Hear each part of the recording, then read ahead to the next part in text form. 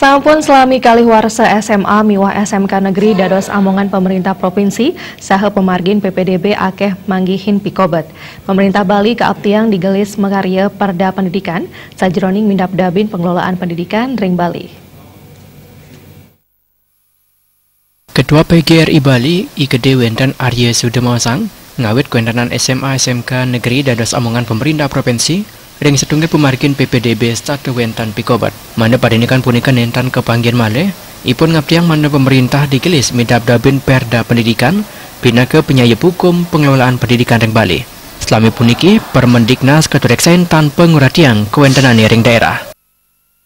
Nah, karena SMA SMK ke provinsi tentu setelah Perda nanti bisa dilahirkan, PPDB diatur melalui peraturan gubernur.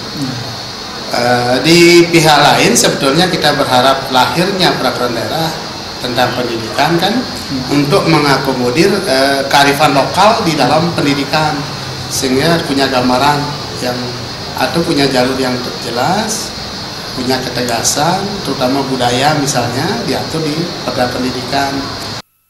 Kepala SMA swasta ring Denpasar Imade Budi Adnyana talen yang grebecik kuendanan Perda Pendidikan. Kandos mangken ring setunggal PPDB starte wentan pikobat. Karena dengan diberinya perda otomatisnya tidak ada lagi ya suatu hal yang tidak diinginkan di bulan hari.